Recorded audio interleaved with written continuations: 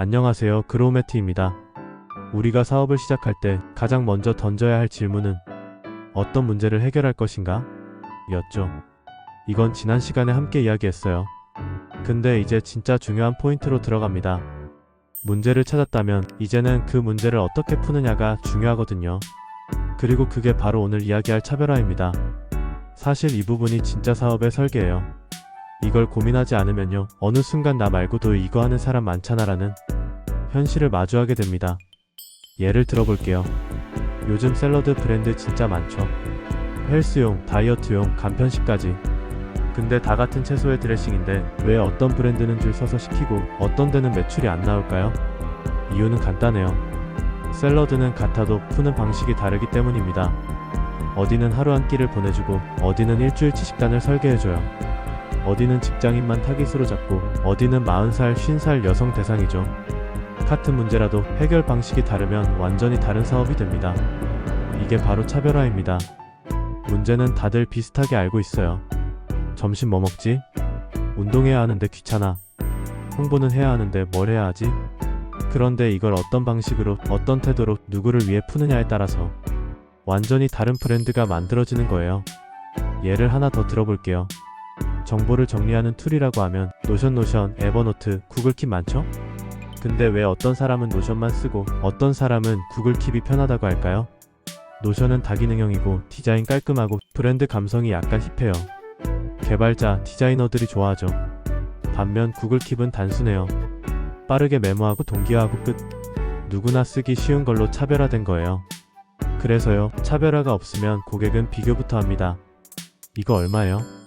다른 데는 2만원인데 왜 여긴 3만원이에요? 그 브랜드랑 뭐가 다른 거예요? 이 질문 나오면 이미 브랜드가 아닌 가격표로 비교당하고 있는 거예요. 무섭죠? 그럼 어떻게 해야 할까요? 방법은 많지만 저는 딱 3가지를 추천드려요. 첫째, 방식을 다르게 하세요. 같은 문제라도 푸는 방식이 독특하면 고객은 기억해요. 샐러드를 아침에만 보내준다거나 상담을 영상으로 대신해준다거나 이 브랜드만 하는 방식을 만들어 보세요.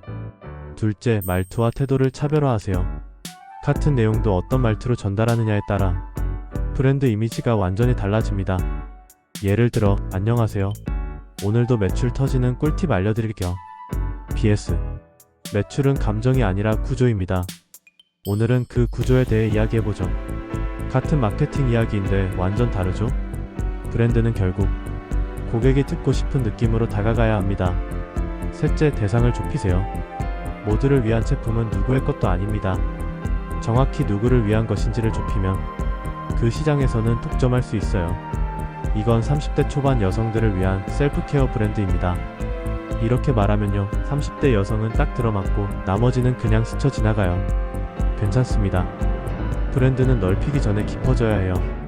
여기까지 들으셨다면 한 가지 질문만 스스로에게 던져보세요. 나는 왜 이 문제를 이 방식으로 이 사람들을 위해 풀고 있을까?